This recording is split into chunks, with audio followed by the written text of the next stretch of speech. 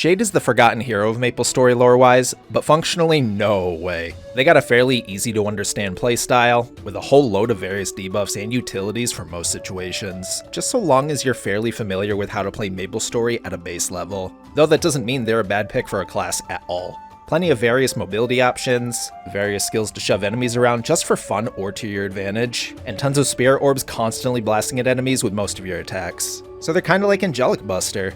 With their recent rework, they became even easier to play and grasp onto too, but we have to make one thing extremely clear right from the start. Beginner skills absolutely cannot be skipped, because it contains your most important toggle, Moonbeam. Nexon may have removed her largely in the rework, but make sure you keep this on always, just to keep her memory alive. To protect her as best you can, you also get a couple passives for minion duration and health recovery on your direct skill attacks, along with, 100% knockback resistance and 30% damage reduction too? This is a beginner skill? And you also get this nifty little skill, Foxtrot, that simply teleports you forward. If there's nearby enemies, you'll instead teleport to the enemy furthest away from you in any direction, including vertically. It also has no cooldown technically, but it does have a slight delay of about 1 second in between teleports. First job is honestly just a really nice spread of the typical spread of skills to expect from every class in MapleStory. One passive for extra health, mana, and defense, one buff for attack speed that passively gives attack and damage, a flash jump that also has an up jump and can also be chained into with Foxtrot, and a basic mobbing skill that gets replaced once you hit second job. Very straightforward. Second job gives a bunch more passives for all these various stats. That basic mobbing skill replacement I just talked about in first job, there it is. Another mobility skill with another 1 second-ish cooldown that sends you flying backwards. And this toggle, Fox Spirits. Turn it on, and with all your attacks, you have a chance to send out these orbs that fly right to enemies, dealing a bit of damage with each attack. They also currently attack twice per generation. Lastly at second, this kind of odd skill called Blade Imp Direct. Clicking it opens a menu of 3 skills to choose from, which all share the same button together, and kinda do the same thing. First, the part that's the same. Same amount of damage, mobs hit, and lines dealt for all 3 of them, as well as a debuff that increases final damage on said debuffed enemies with this skill by 10% extra final damage. Now for the differences. Choosing left on the direct menu gives forward slash, which pulls enemies in front of you closer towards you. Up is downward slash, yanking enemies down at you. And right gives spin slash, which forces enemies on both sides of you to instead be in front of you. Again, these are all the same functionally, besides how each one pulls enemies towards you. It's more useful for the debuff, but this early on it can be useful for grinding purposes. Third job. Whoa there, partner. You sure you want to upgrade and replace that there mobbing skill again? Okay, alright, fine, go for it. There's also a bunch more of these passes for various stat boosting increases, including this one that gives a chance to possess enemies with a 20% damage increase debuff, and another new toggle that essentially gives you an extra life. Lose all your health, and it revives you, as well as deals a chunk of damage to nearby enemies, and making you invincible for 3 seconds after reviving. 30-minute cooldown when it does revive you.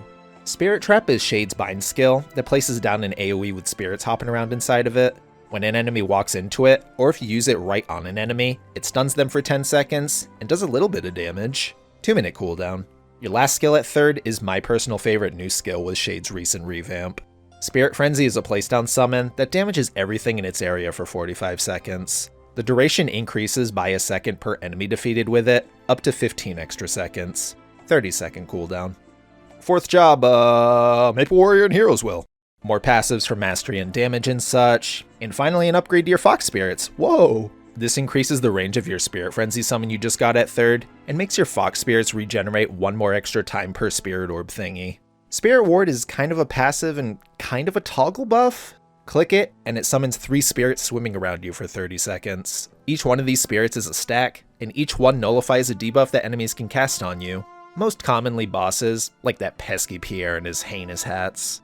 Anyways, I specify it's kind of a passive because it also just regenerates whenever it feels like it, either when there's fewer than the max number of stacks, which is 3, or when its duration just runs out. This passive pops once every 100 seconds, but the skill itself has a 1-minute cooldown. Bit of an odd skill, but useful. Soul Splitter is a skill dense with specifications. First, it splits the enemy's soul for 30 seconds, which places a debuff on them, as well as places flames around them. These flames, when stepping on them, for both you and your party members, grants Fire Spirit's Blessing, which is a 30-second buff that increases your final damage on said enemy by 20%, and party members' damage by 15%. 110-second cooldown in between Fire Spirit buffs, but only for party members. Shade gets it every time. You also get 100% increased XP on all enemies defeated with the Soul Splitter debuff on them. 1 minute cooldown in between uses, and there's a 40-second cooldown for enemies receiving the debuff. There's also some mention about stationary enemies, but as far as I can tell, it all counts the same regardless. Not sure as far as that goes, even with multiple tests. I don't think that part's important. Moving on from all of that, Deathmark is a cool attack that always crits, and marks enemies with a damage over time debuff that also restores health every second, depending on how much damage is dealt with the debuff. 15-second duration on the debuff, and 1 minute cooldown. To end off 4th job, Spirit Claw is your main bossing skill that simply hits 3 enemies in front of you with 12 lines of damage. Am I forgetting anything else? Oh yeah, Bomb Punch is your final mobbing skill upgrade. It hits a bunch, does increased damage against normal enemies, and you can cancel out of it very easily by pressing the opposite direction. Hyper Skills gives some nice utility. The first hyper skill Shade gets, Spirit Incarnation, is a hold down iframe that attacks most enemies on screen, dealing fairly okay damage. It can be held up to 8 seconds, and if held for the full duration, it has a 2-minute cooldown. But, depending on how early you cancel it, that cooldown goes down to about 80 seconds, reducing by 5 seconds per extra second remaining on the skill. Heroic Memories is the epic adventure equivalent for hero classes, 10% damage for you and all other classes in the party, like Aran, Phantom, etc. 1 minute uptime, 2 minute cooldown. Your third hyper skill is Fox Marble Fusion, and it does a couple different things. Firstly, it simply gives you 25% more chance to generate Fox Spirits with your direct skill attacks for 30 seconds. The chance goes up by 5% when you're specifically attacking a boss with Bomb Punch, but that's not really a bossing skill, so don't focus on that part too much. Its second function lets it recast Spirit Ward if its Guardian Spirit stacks is below its maximum of 3. 2 minute cooldown. Hyper passives you have a few choices for, but let's start with the ones you want regardless of if you focus entirely on bossing or grinding. Fox Spirits. Repeated attack bonus, so it gets an extra attack out, and summon chance for extra spirit generation per hit you do. Reinforce is a good choice purely if you plan to grind a lot on Shade, as more Fox Spirits flying around hitting enemies helps clear out maps a little bit easier. Otherwise, you don't need it for bossing. Continuing on the grinding setup, going right into Bomb Punch. Reinforce to one-shot with that easier. That's it. The Shade Discord states spread and critical chance are options, but they're fairly useless, and I have to agree with them. Crit rate you get extremely easily nowadays without much effort, and you'll hit that 100% cap pretty quick. Spread ups how many mobs you hit from 8 to 10, but you usually won't be hitting 8 mobs directly in front of you that often, especially in much more spread out maps. Next, bossing setup. Get everything for Spirit Claw. It's your main bossing skill, and all its hypers just boost the damage, boss damage, and lines per hit respectively. They're all extremely good. Overall, going for the bossing hypers is just better in my opinion, as at a point you'll more than likely be comfortably one-shotting with all these skills anyways, and the extra damage on bosses will always forever be infinitely more useful. Don't make the reference. Don't make the reference. Don't make the fifth job has a bunch of cool flashy looking skills, including this one that kind of looks like a JoJo's reference. Oh, damn it! Smashing Multi-Punch is a hold down skill that does a bunch of hits and can be held for up to 1.8 total seconds. It also reduces your damage taken from max health attacks by 50% and also gives an increased chance to generate Fox Spirits with each hit. 1 minute cooldown. True Spirit Claw is just a passive upgrade to Spirit Claw that hits more enemies, has increased IED with just its attack, and does a bunch more damage in a much larger area around you. 6-second cooldown in between uses, and it also gets the added benefit of all the Spirit Claw hyper passive upgrades attached onto it. Spirit Gate places down a gate to the spirit world, unleashing Spirits of Darkness out at enemies in its area of use. Before that though, it does 10 attacks, and each attack applies a 45-second debuff that increases your crit rate and damage. Once all 10 attacks come out, 30 Spirits of Darkness come out of the gate and attack enemies for a big ol' burst of damage.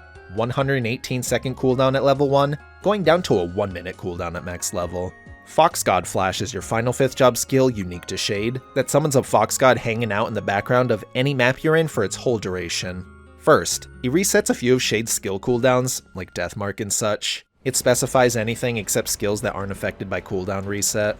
Second, it just does a bunch of damage to all enemies on screen, as well as increasing your final damage by 10% for 30 seconds. Third, it also does a special attack called Foxlight, which activates every time you use a direct attack or automatically every 4 seconds. Though they don't activate if their duration expires, even if the buff is ongoing. You get up to 60 of these Foxlight attacks every time you use this skill. 2-minute cooldown. Coming up next, shared skills, starting with hero shared skills. Maple World Goddess's Blessing makes Maple Warrior much stronger and gives increased damage for 1 whole minute, 2-minute cooldown. Freud's Wisdom is a stacking skill with a 25-second cooldown in between use of each attack, and each stack lasting 30 seconds. Stack 1 gives skill cooldown reduction, Stack 2 gives status resistance, Stack 3 gives flat all stats, Stack 4 gives flat attack and magic attack, Stack 5 gives boss damage, and Stack 6 makes you invincible for the next 30 seconds. If you let these stacks expire at any point once activated, or if you die while it's on, this skill goes on cooldown, which is 4 minutes long. It's power shared skills time. Loaded Dice gives 2 skills. The titular first one, Loaded Dice, lets you choose a number between 1 and 6, which each give different stats.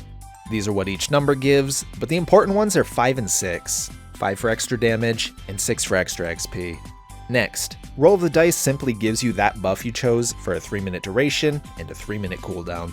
If you don't choose a number with Loaded Dice, it selects a number at random, but there's really no point in letting it do this other than for fun to see what number it chooses. Lastly, arguably the more important pirate shared skill. Overdrive beefs up your attack power by a percentage of your base weapon's attack power for its 28-second duration. But, while it's on cooldown, it reduces your attack power by a flat 15% of your base weapon's attack at all levels. 70-second cooldown at level 1, going down to a 1-minute cooldown at max level. As scary as that attack reduction sounds, this skill is amazing when you burst down a boss. Shade has a few skills with gigantic descriptions with some weird specifications, but simplifying those down to a get the gist of it basis makes them much easier to understand. Let's make them even easier than that. Turn on Heartgrown Fonder. There, you just won MapleStory as a Shade. Thanks for watching! Bye! Okay, but seriously, remember your various mobility skills and think of different ways to utilize them. Foxtrot can snap to enemies in any direction. Backstep can snap to nearby platforms within a certain height, which sometimes makes reaching platforms much easier and comfortable, even without enemies on them.